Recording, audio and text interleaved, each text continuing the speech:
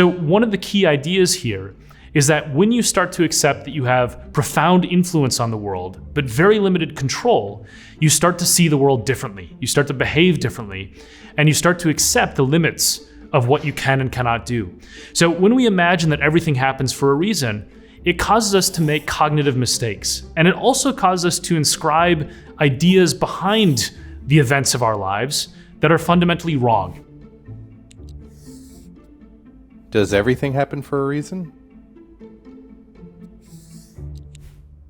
Throughout our lives, we are told that we're in control of our path through life, that we have this idea of we're the main character, and as long as we sort of make wise decisions, then everything will turn out all right. And when things don't turn out all right, the saying that we always hear is that everything happens for a reason. Now, both of those things are untrue. It is not true that we're in control, and in fact, I think one of the key arguments in Fluke is that we control nothing, but we influence everything. And also at the same time, this illusion of control that we have and the stitching together of this clear narrative where everything has a reason behind it causes us to misunderstand the world and make mistakes. A lot of things just happen. And when you look at the causal chain of events that produce outcomes, it is not neat and tidy. It's messy. We're told to ignore the noise and focus on the signal. It's a huge mistake. The noise is where many of the most important and consequential events in life take place. So one of the key ideas here is that when you start to accept that you have profound influence on the world, but very limited control, you start to see the world differently. You start to behave differently, and you start to accept the limits of what you can and cannot do. So when we imagine that everything happens for a reason, it causes us to make cognitive mistakes. And it also causes us to inscribe ideas behind the events of our lives that are fundamentally wrong. And so the scientific evidence shows us that everything does not happen for a reason, and therefore you need to have a philosophical change in how you think about the world if some things just happen arbitrarily, randomly, or as the byproduct of chaos theory that create the puppets that we all are of random events. So the history of ideas in the world, in my view, is basically a history of trying to cram the complexity and messiness of the world into a really neat and tidy story for why things happen. And this is partly derived from religion, where people wanted to have elegant order from God, right? The idea that there's this sort of accidental nature to reality is completely at odds with the notion that everything is planned by a higher being.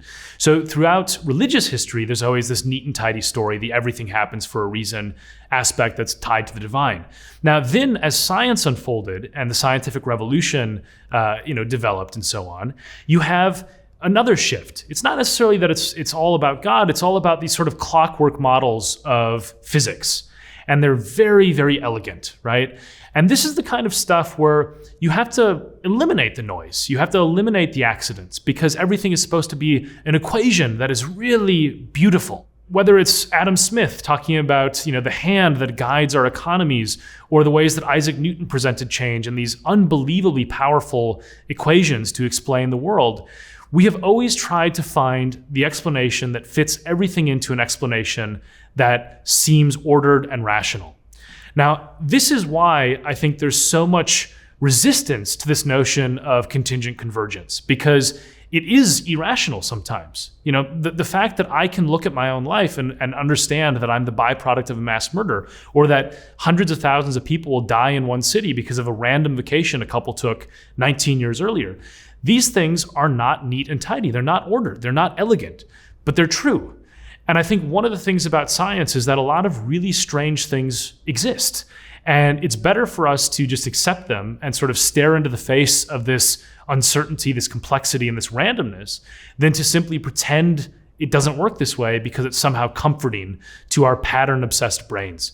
And so, when you look at the intellectual history of the world, the randomness has systematically been written out. And I think it's a mistake.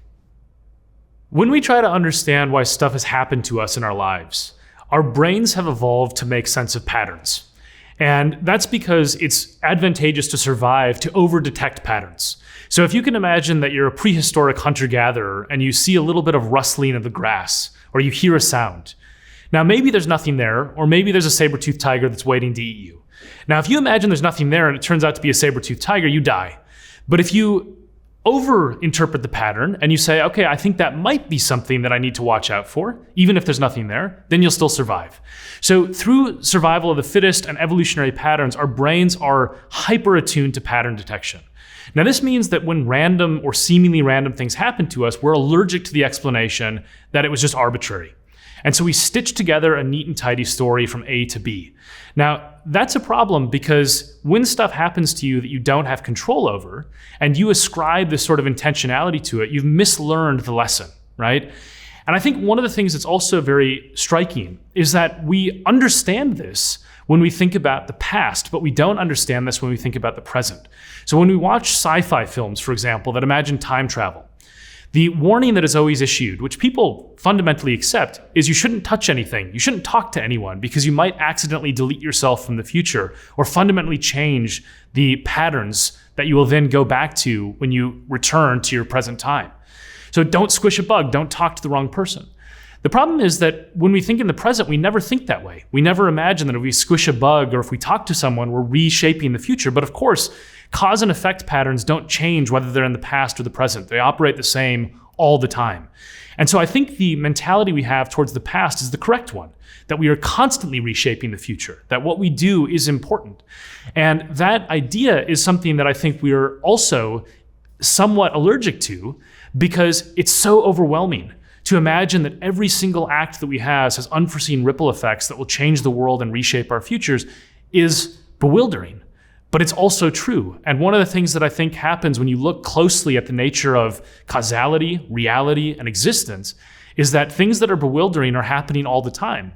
And we just ignore them. And I think when you peer into them, you start to see a very different world and one that can be more fulfilling if you actually accept that some things don't happen for a reason. And in fact, that we have a life and a society that is diverted by chaos theory. Western modernity has an obsession with what I call the delusion of individualism. And it is comforting to a lot of people to think that they're in control of their own lives, so that they are the ones who are driving change, and that it's not really up to other people, that your life unfolds the way you want it to. Or if you're a politician, that you can control the way the economy is going to work out or the way the election is going to turn out. Now, the problem with this, of course, is that there's a lot of different ways about thinking of the world, and one of them is Eastern philosophy, which thinks a lot more about the intersections between people and the relational idea of how we're all connected. Now, I think this is scientific fact. I think we are all connected, and we pretend otherwise. And there's a story that's sort of a strange story that I saw in the press while I was researching Fluke about a person who went swimming off the coast of Greece, a man named Ivan. And Ivan goes out into the sea, and he's not the best swimmer, and a riptide basically sucks him out into the ocean. Now, his friends are pretty upset about this because he disappears from sight and they can't find him. And there's about 24 hours where Ivan is missing at sea. And we all know how these stories turn out when someone is missing at sea for 24 hours.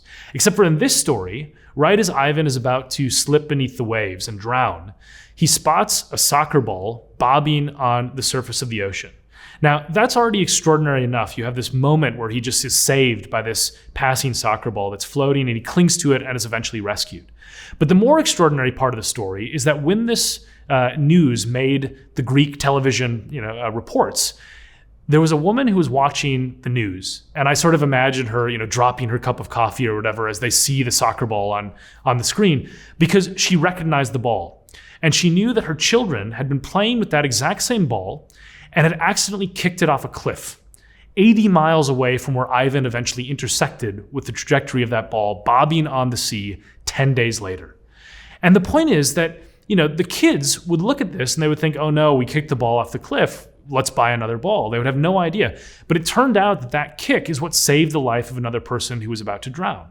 Now, when you think that way, it's extremely obvious that there's an interconnection between those lives. The problem is that there's not some magic that Ivan had.